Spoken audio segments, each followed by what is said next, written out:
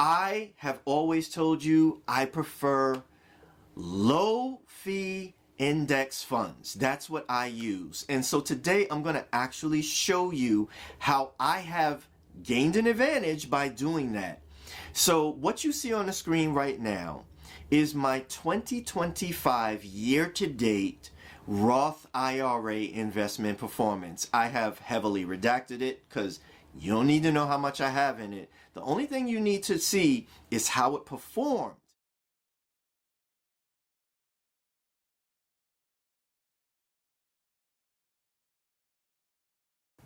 Hello and welcome back, Gen X fam and all those who want to learn from our wisdom, to part 2 of my special series focusing around 10 critical money moves you need to make sure you pay attention to before the end of the year comes. So, what we're going to focus on today is tax advantage things. And I took some notes, so I just might refer to these so I don't want to miss anything. So number one, the first thing you want to do is review your retirement contributions. That means that if you work for someone and you're part of their 401k, you want to make sure that in your review you've contributed at least up to what their matching percentage is. So if it's 3%, you want to do that. 4%, 5%, 6%, you want to make sure that you're contributing that amount of money toward your retirement 401k, because that's free money. They're matching you with that. You can't lose with that. Take the money that's on the table. Don't leave free money on the table. If you're self-employed like me, you want to make sure that you've maxed out your Roth or whatever individual account you may have. For instance, for me, I have a Roth. The limits for Roths for 2025 is $7,000 if you're 50. If you're under the age of 50, if you're 50 and above, you can do the catch-up amount of $8,000. So make sure that you're taking care of that amount. Next thing you want to make sure you do would be to review your healthcare savings account and your flex spend savings account. Now, there's crucial differences between both of them. Flex spend, here's the basic difference. Flex spend is that thing that you see people running around on their jobs asking HR, how much do I have in my flex spend account? And then they're running out and they're buying toothpaste, they're buying cough syrup and all of that stuff because it's a use it or lose it thing. Your company actually owns it. You do not.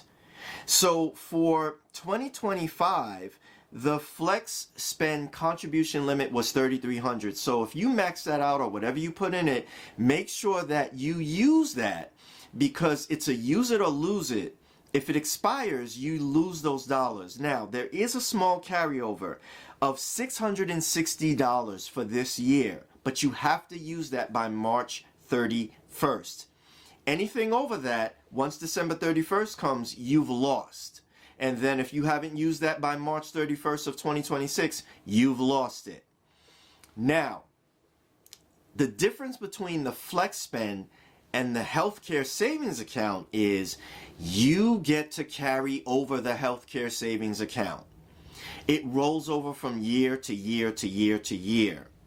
And you can use it for any healthcare related expense, which means that if you haven't used it, then by the time you retire, what if you needed it for retirement home, for medical care, those types of things? You can use it for those things and a lot of other things. I don't have time to go into that.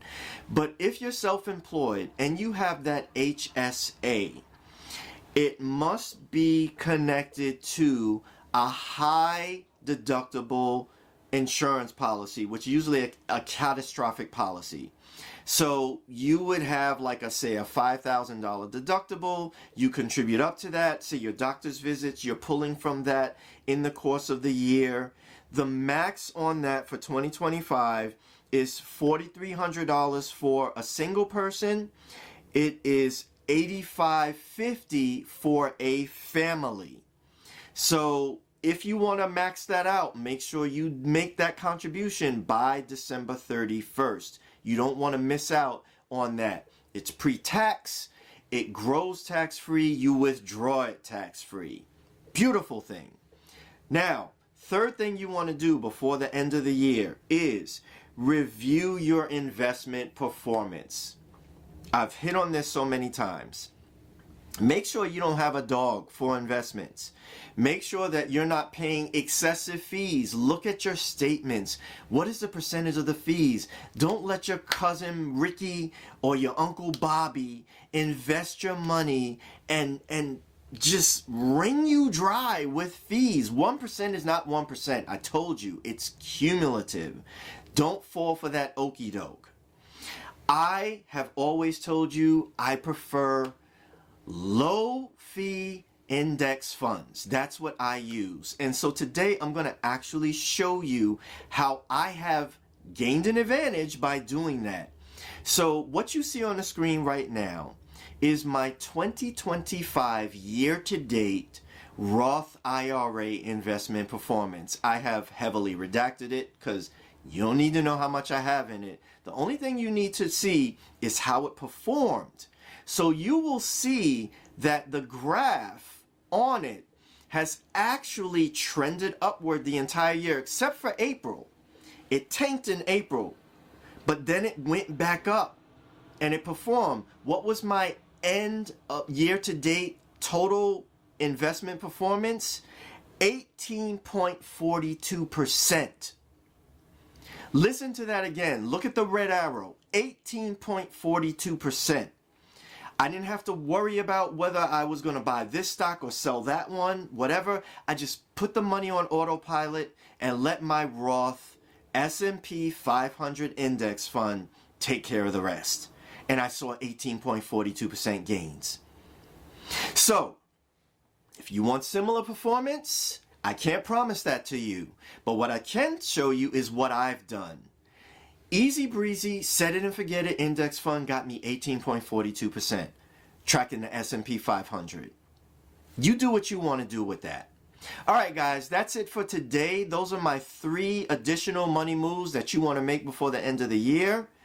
Tune in tomorrow for the last set that I'm going to drop on you this week. All right, guys, you have a great day, an incredible week, and I'll see you again soon.